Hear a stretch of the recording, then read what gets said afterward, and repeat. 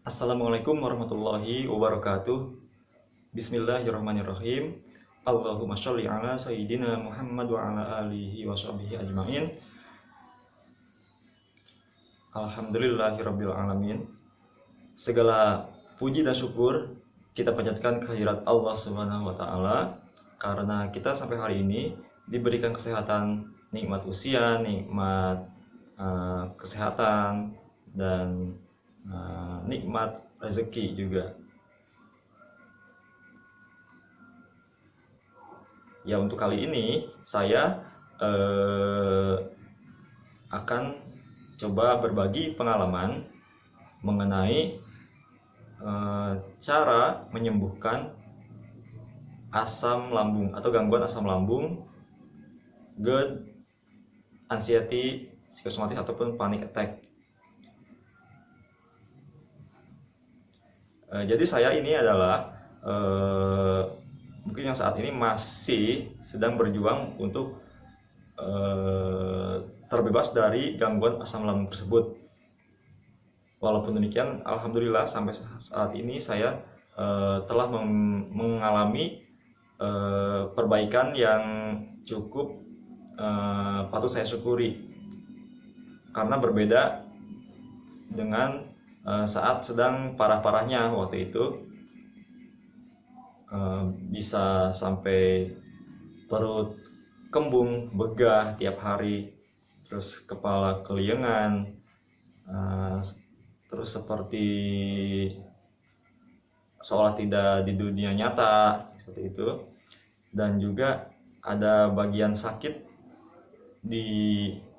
bisa di leher, di bahu, bahkan persendian ini seperti lemas ya, persendian tangan, dan kaki pun seperti tidak menapak gitu ke pijakan kita. Nah, jadi bagaimana sih cara untuk sembuh dari gangguan asam lambung ini? Caranya mudah dan insya Allah bisa diikuti oleh teman-teman sekalian yang sedang mengalami gangguan asam lambung. Bagi yang sudah sembuh juga, cara ini bisa tetap diterapkan, rutin diterapkan, karena jika kita kembali lagi ke kehidupan kita yang sebelumnya, yang sebelum menerapkan 3P ini, khawatirnya gangguan asam lambung ini akan kembali menghampiri kita lagi. Jadi apa sih cara gampangnya tersebut? Itu hanya 3. Orang mungkin lebih mengenalnya dengan 3P. 3P-nya ini apa saja? P yang pertama adalah menjaga pola makan. Terus yang P kedua adalah menjaga pola hidup. Dan yang P ketiga adalah menjaga pola pikir. Nah, dari 3P tersebut bagaimana penerapannya? Nah, untuk P yang pertama, menjaga pola makan. Nah, di sini jadi segala macam makanan pantangan itu harus kita hindari, seperti asam, pedas, lalu yang berminyak, terus kelebihan gula, yang gula terlalu banyak itu jangan juga.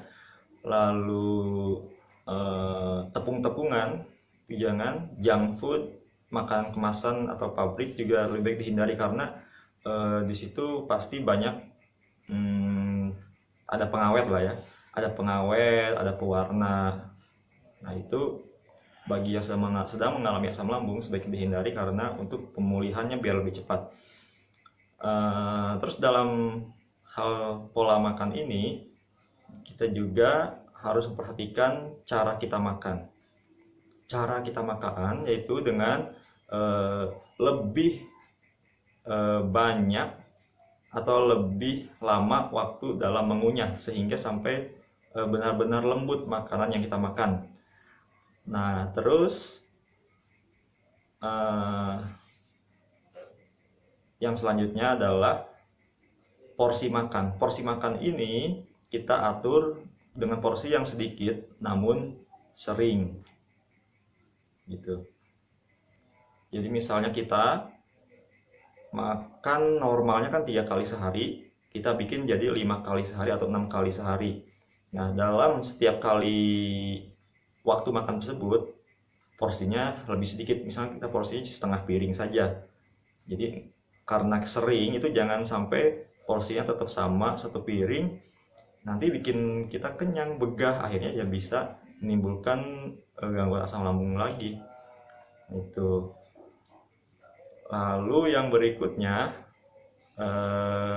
makan. Nah, makan ini jeda ya, harus dijeda waktunya dari makan ke tidur. Itu sekitar 2 jam. Makan selesai 2 jam jeda dulu baru boleh tidur. Ya, tadi tentang menjaga pola makan. Yang kedua adalah menjaga pola hidup. Nah, menjaga pola hidup ini bisa terkait dengan olahraga. Kita harus lebih rutin berolahraga, minimal seminggu 3 kali olahraga, atau lebih bagus bisa rutin tiap hari olahraga yang ringan, misalnya jalan kaki 30 menit dalam sehari, 30 menit dalam sehari. Bisa ambil waktu pagi, itu lebih baik karena sambil mendapatkan sinar matahari pagi, atau jalan kaki di waktu sore jika memang waktu pagi tidak memungkinkan,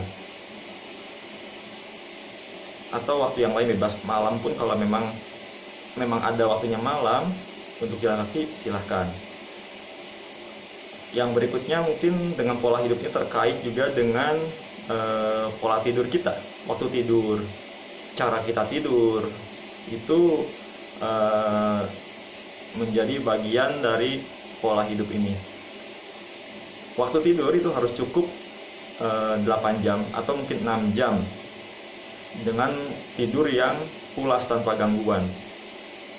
Nah, bagaimana caranya agar tidur tanpa gangguan? Bagi yang mengalami asam lambung mungkin sering ada gangguan naiknya asam lambung ke dada atau ke tenggorokan kita, sehingga tidurnya itu jadi tidak pulas atau sering terbangun.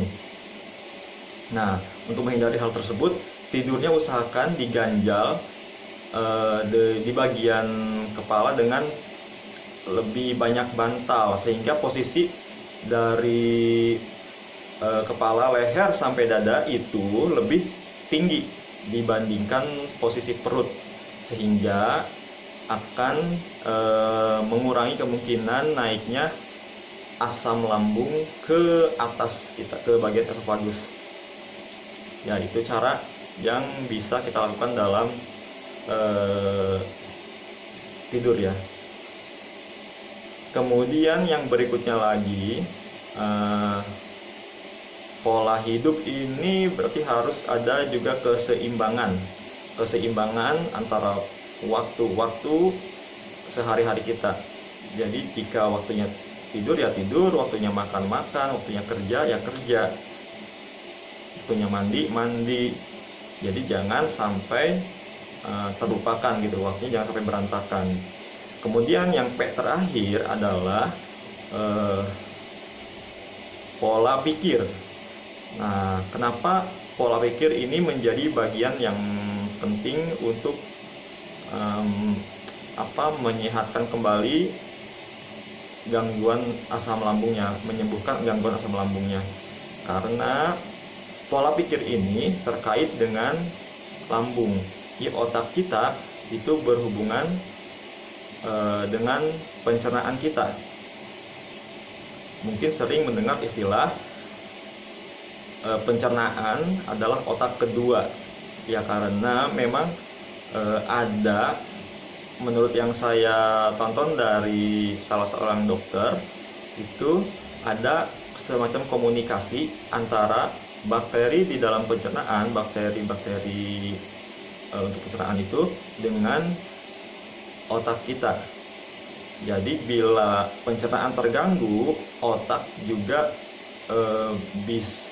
atau saraf di otak itu bisa ada ya mengalami gangguan. Jadi bisa jadi cemas gitu. Pencernaan terganggu, otak cemas, atau sebaliknya, otak cemas atau pikiran cemas itu bisa mengganggu juga ke pencernaan kita, begitu. Jadi timbal balik.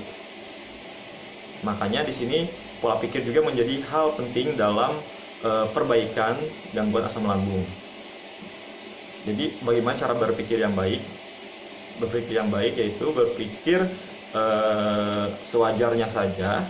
Jika mengalami gangguan asam lambung, kita jangan berpikir aneh-aneh atau macam-macam yang makin mengganggu atau makin meningkatkan kecemasan.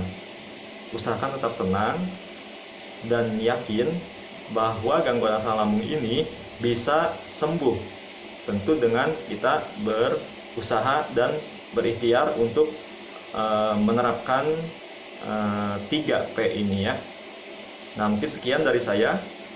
Semoga teman-teman yang sedang mengalami gangguan maupun teman-teman yang sudah sehat juga bisa menerapkan 3 hal ini, yaitu 3P: pola makan, pola hidup, dan pola pikirnya. Ya, sekian. Terima kasih atas perhatiannya. Assalamualaikum warahmatullahi wabarakatuh.